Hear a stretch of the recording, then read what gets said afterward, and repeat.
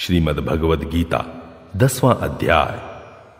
भगवान की विभूति और योग शक्ति का तथा प्रभाव सहित भक्ति योग का कथन।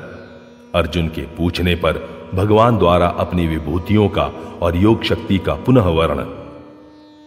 श्री भगवान बोले, हे महाबाहो, फिर भी मेरे परम रहस्य और प्रभाव युक्त वचन को सुन, जिसे मैं तुझ अतिशय प्रेम रखने वाले के लिए हित की इच्छा से कहूंगा।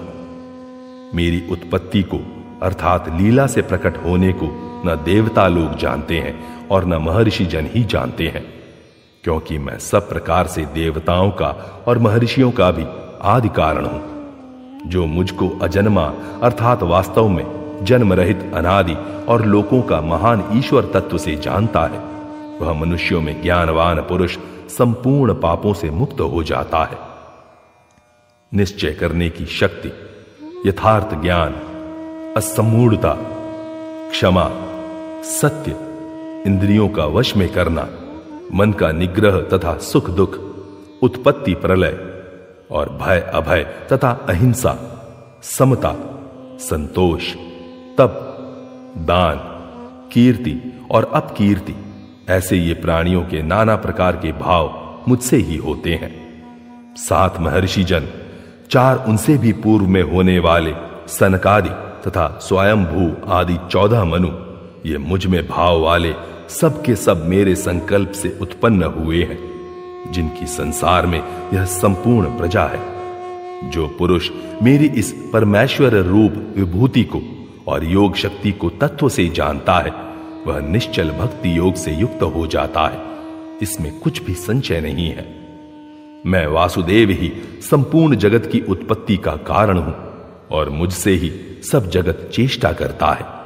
इस प्रकार समझकर श्रद्धा और भक्ति से युक्त बुद्धिमान भक्तजन मुझ परमेश्वर को ही निरंतर भजते हैं। निरंतर मुझ में मन लगाने वाले और मुझ में ही प्राणों को अर्पण करने वाले भक्तजन मेरी भक्ति की चर्चा के द्वारा आपस में मेरे प्रभाव को जनाते हुए तथा गुण और प्रभाव सहित मेरा कथन करते हुए ही निरंतर संतुष्ट होते हैं और मुझ वासुदेव में ही निरंतर रमण करते हैं। उन निरंतर मेरे ध्यान आदि में लगे हुए और प्रेम पूर्वक भजने वाले भक्तों को मैं वह तत्व ज्ञान रूप योग देता हूं, जिससे वे मुझको ही प्राप्त होते हैं। हे अर्जुन, उनके ऊपर अनुग्रह करने के लिए उनके अंतःकरण में स्थित हुआ मैं स्वयं ही उनके अज्ञान जनित अंधकार को प्रकाश में तत्व ज्ञान रूप दीपक के द्वारा नष्ट कर देता हूं। अर्जुन बोले, आप परम ब्रह्म, परम धाम और परम पवित्र हैं, क्योंकि आपको सब ऋषिगण सनातन, दिव्य पुरुष एवं देवों का भी आदिदेव, अजन्मा और सर्वव्यापी कहते हैं। वैसे ही देव ऋषि नारद तथा असित और देवल ऋषि तथा महर्षि व्यास भी कहते हैं, और स्वयं आप भी मेरे प्रति कहते हैं।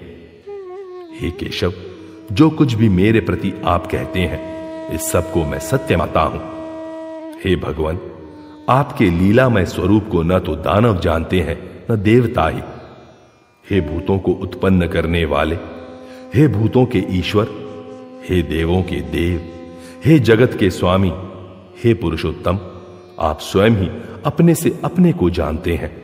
इसलिए आप ही उन अपनी दिव्य विभूतियों को संपूर्णता से कहने में समर्थ हैं, जिन विभूतियों के द्वारा आप इन सब लोकों को व्याप्त करके स्थित हैं।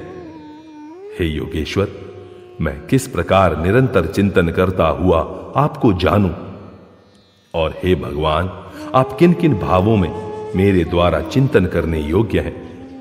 हे जनार्दन, अपनी योग शक्ति को और विभूति को फिर भी विस्तार पूर्वक कहिए, क्योंकि आपके अमृतमय वचनों को सुनते हुए मेरी तृप्ति नहीं होती, अर्थात सुनने की उत्कंठा बनी ही रहती है। श्री भगवान बोले, हे कुरुश्रेष्ठ, अब मैं जो मेरी दिव्य विभूतियां हैं उनको तेरे लिए प्रधानता से कहूंगा, क्योंकि मेरे विस्तार का अंत नहीं है। हे अर्जुन, मैं सब भूतों के हृदय में स्थित सबका आत्मा हूं तथा संपूर्ण भूतों का आदि, मध्य और अंत भी मैं ही हूं। मैं अदिति के 12 पुत्रों में विष्णु और ज्योतियों में किरणों वाला सूर्य हूं। तथा मैं 49 वायु देवताओं का तेज और नक्षत्रों का अधिपति चंद्रमा हूं। मैं वेदों में साम वेद हूं, देवों में इंद्र हूं, इंद्रियों में मन हूं और भूत प्राणियों की चेतना अर्थात जीवनी शक्ति हूं। मैं 11 रुद्रों में शंकर हूं और यक्ष तथा राक्षसों में धन का स्वामी कुबेर हूं। मैं 8 वसुओं में अग्नि हूं और शिखर वाले पर्वतों में सुमेरु पर्वत हूं। पुरोहितों में मुखिया बृहस्पति मुझको जान। हे पार्थ, मैं सेनापतियों में स्कंद और जलाशयों में समुद्र हूं। मैं महर्षियों में भृगु और शब्दों में एक अक्षर अर्थात ओंकार हूं। सब प्रकार के यज्ञों में जप यज्ञ और स्थिर रहने वालों में हिमालय पहाड़ हूं। मैं सब वृक्षों में पीपल का वृक्ष, देव ऋषियों में नारद मुनि, गंधर्वों में चित्ररथ और सिद्धों में कपिल मुनि हूं। घोड़ों में अमृत के साथ उत्पन्न होने वाला उच्चश्रवा नामक घोड़ा, श्रेष्ठ हाथियों में ऐरावत नामक हाथी और मनुष्यों में राजा मुझको जान। मैं शास्त्रों में वज्र और गौओं में कामधेनु हूं। शास्त्रोक्त रीति से संतान की उत्पत्ति का हेतु कामदेव हूं और सर्पों में सर्पराज वासुकी हूं। मैं नागों में शेषनाग और जलचरों का अधिपति वरुण देवता हूं और पितरों में अर्यमा नामक पितर तथा शासन करने वालों में यमराज मैं हूं। मैं दैत्यों में प्रहलाद और गणना करने वालों का समय हूं तथा पशुओं में मृगराज सिंह और पक्षियों में मैं गरुड़ हूं। मैं पवित्र करने वालों में वायु और शस्त्रधारियों में श्री राम हूं तथा मछलियों में मगर हूं और नदियों में श्री भागीरथी गंगा जी हूं। हे अर्जुन, सृष्टियों का आदि और अंत तथा मध्य भी मैं ही हूं। मैं विद्याओं में अध्यात्म विद्या अर्थात ब्रह्म विद्या और परस्पर विवाद करने वालों का तत्व निर्णय के लिए किया जाने वाला वाद हूं। मैं अक्षरों में अकार हूं और समासों में द्वंद्व नामक समास हूं। अक्षय काल अर्थात काल का भी महाकाल तथा सब ओर मुख वाला विराट स्वरूप, सबका धारण पोषण करने वाला भी मैं ही हूं।